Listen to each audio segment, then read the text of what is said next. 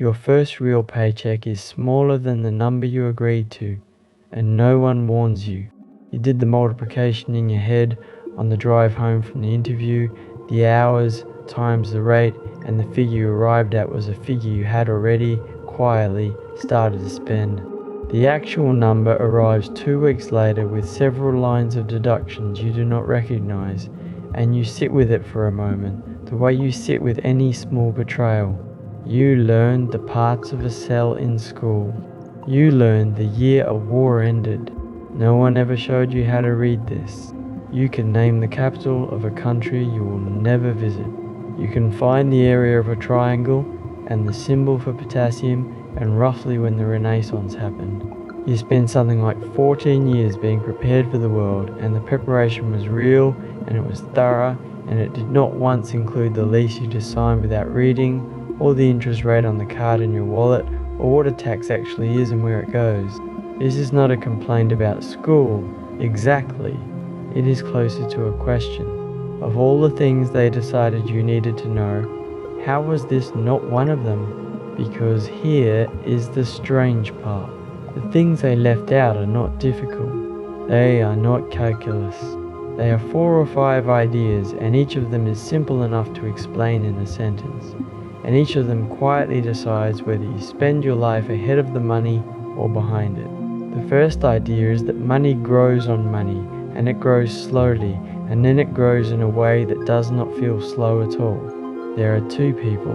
One of them starts putting a little aside at 22, not much, the price of a few coffees a week, into something boring that they mostly forget about. The other one waits until 35, by which point they are earning more and can afford to put away twice as much. The one who started at 22 ends up with more, not a little more, dramatically more, and they did it with less. The difference was not income, and it was not discipline, and it was not luck. The difference was time, which is the one thing you have the most of at exactly the age when no one bothers to mention it. The second idea is that the same force runs in the other direction, and it is patient, and it is not on your side. The minimum payment on a credit card is not a kindness. It is a number engineered to keep you paying for a very long time, so that a thing you bought once is paid for several times over, quietly, in increments small enough that you never quite feel the wound. You can carry a balance for years and watch it barely move and wonder where the money went, and the answer is that it went exactly where it was designed to go. No one teaches you this, and the people who profit from you not knowing it are not, it turns out, eager to start.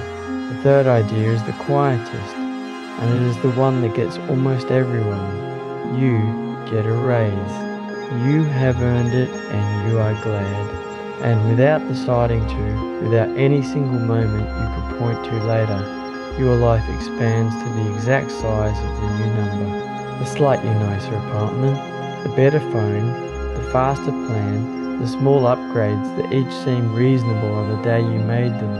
A year on you are earning more and saving the same, which is to say nothing, and you would struggle to say where the difference went. It did not go anywhere dramatic. It went into the gap between what you make and what you keep, which is the only number that has ever actually mattered. The fourth idea is the one that reorganizes the others. School prepared you, carefully and for years, to be one thing, which is an employee. To show up, to be useful, to trade your hours for money at an agreed rate. It is honest work, and there is no shame in it. But it is one half of an economy, and school never quite mentions the other half, the people who own the things the hours are spent on.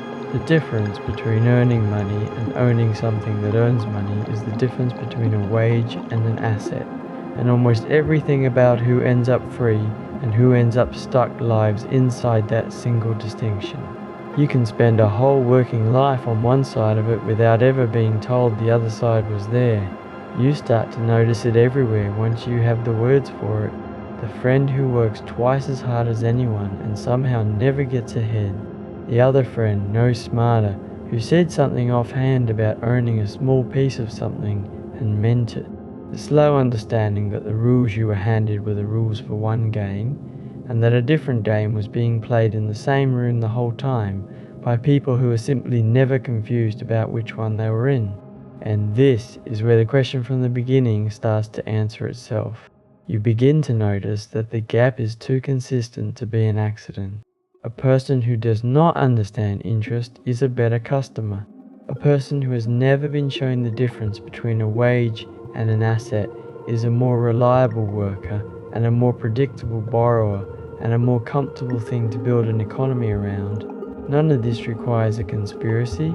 It does not need anyone in a room deciding to keep you in the dark. It only needs a world arranged so that the people who would profit from teaching you are not the people who were ever asked to. School was built, originally and not secretly, to produce a workforce, on time and able to follow instructions and prepared to spend a life inside a system rather than to question the shape of it. That it teaches you almost nothing about money is not a failure of the system. It is the system working, and once you see that, you cannot quite unsee it, which is uncomfortable and which is also the most useful discomfort you will ever feel.